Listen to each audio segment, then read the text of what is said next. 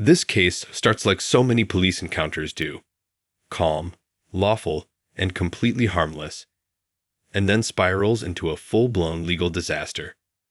You've got a trained auditor legally flying a drone, and within minutes we see panic, misinformation, and officers reaching for powers they clearly don't understand.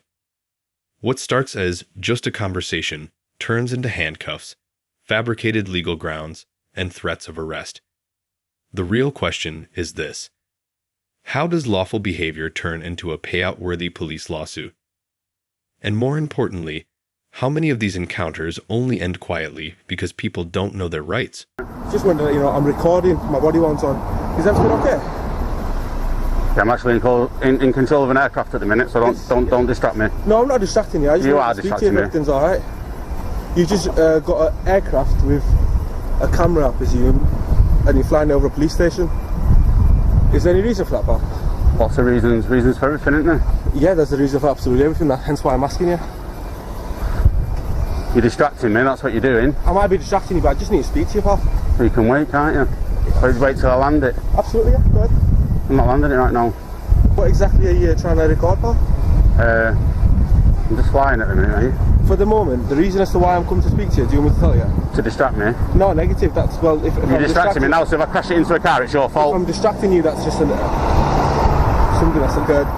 Something that's occurred. I've told you I'm in charge of an aircraft. Why I'm trying to speak the reason why I'm telling you is because you're distracting me, and if I crash it... This moment is critical because it shows a complete breakdown in professional judgment. Any officer with basic awareness should understand that distracting a drone pilot mid-flight is dangerous, not just to property, but to the public. Aviation safety rules exist for a reason, and here, the officer ignores every common-sense precaution. Instead of pausing and reassessing, he escalates. Ask yourself, if that drone had crashed and injured someone, who would have been responsible?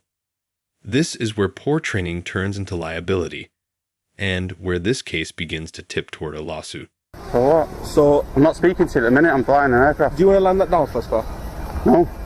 Right, it's becoming a security issue now. I'm going to have to just put you in handcuffs first. Right, can I land it first? Do you mind landing it then? Yeah? I can put you in handcuffs down and I have to stop searching, pal. Alright. That's how it is. Do you want to land it now, or do you want to... I'll land it now. Go on then. So you're detaining me? Yes, at the moment I want to put you in handcuffs. Under what section? Section 1 of place, pal. Alright. So do you mind just... Can I land it? Yeah, absolutely. You don't have to move, do you? Yeah, because I have to make sure it lands safely. That's fine. So, you want to put that down in your backpack, something like that, at least it's out of the way so you don't need to worry about it? So why are you detaining me? Section 1 stop search, pal. Section 1, so you think I'm coming equipped to steal? Negative, that's not remotely close. Oh, that's Section 1 of pace, isn't it? Section 1 of pace, yeah? Yeah, is that what you do? Section 1 of pace is a stop search power, yeah? Yeah, for what? For what reason? If you like to put your hands away, then I can handcuff you, then I can explain as I... This is where the legal foundation collapses. Section 1 of PACE is not a catch-all power. It requires specific, reasonable suspicion of stolen goods or tools for theft. Flying a drone does not meet that threshold, and the officer admits as much when directly questioned. Once he concedes there's no suspicion of theft, the detention becomes unlawful. This isn't a technical mistake. It's a fundamental misunderstanding of police powers. So let me ask you, if officers don't know when they can stop someone, how can the public trust them to use that power fairly? Unmarked cars and playing cloned cars with fake number plates. If you want, you can put that down. No, it's alright, that's fine, cool, noise. So that's one of the reasons as to why you're going to be detained. And now I can see you, I'm speaking to you, you're not giving me any reason as to why you're here at this very moment. I don't have to account for being in a public place. Absolutely not, you're not in a public place, but your drone is well within police property. What, the airspace? Yeah. You do control the airspace, do you? I'm not saying I control the airspace. Well, you don't control the airspace. As you can say, we've got recent intel claiming people are following police officers home in unmarked cars. I can't see that there's a car at the moment. I can't see any plane cars or the vehicle that I So you've got no reasonable grounds then, have you? I just explained my reasonable grounds. No, they're not reasonable in my opinion. My collar number's on my shoulder, pal. So if I can't see it because of your collar. You can see it right there, pal. My collar number's right there. If you've got any issues with anything that I'm doing today... Everything. This exchange exposes one of the most common policing myths. That owning land means owning the airspace above it. It doesn't. Airspace in the UK is governed by national aviation law, not local police preference. What matters legally is where FTA is standing, and he's in a public place. Once the officer admits he hasn't observed any suspicious conduct, his intel-based justification evaporates. Suspicion cannot be hypothetical, vague, or imagined. When that happens, detention becomes unlawful, and lawsuits become inevitable. A couple of years. Yeah, you should know better. I still have a couple of things I need to say to you. She just interrupted me. The reason You're not searching me then? The ground. I am searching you. I'm just looking at it so it doesn't hurt your wrists. Right. Thought you was unlocking it. No, not after you. I'm looking after you if anything. Well, you're not looking after my eye. You put me in handcuffs. That's for your safety and my safety, you know how it is. The objects of my search is anything that could be used to follow police officers home, or anything that could be used in illegal means. Do you understand what I mean? No. Right, so essentially I'm looking for items. So a car would be to follow. Absolutely, so I'm looking for car keys for this certain car that I'm looking for. What car are you looking for? At the moment, you don't know, do you? You're making it up. You're making it up as you go. Not, absolutely. Tell me what car it is then. Absolutely. Tell me what car it is then. Personal information. Oh, what an idiot. Police safety and awareness. Idiot. So I can't really tell you. Idiot. That's fine. Oh, look at this now, idiots. Yeah, no, I'm not, mate. No, I'm not. This is the moment the officer's narrative unravels completely. Claiming to search for car keys linked to a vehicle he cannot describe isn't policing. It's improvisation. Reasonable suspicion must exist before the search, not be invented during it. Courts see straight through this.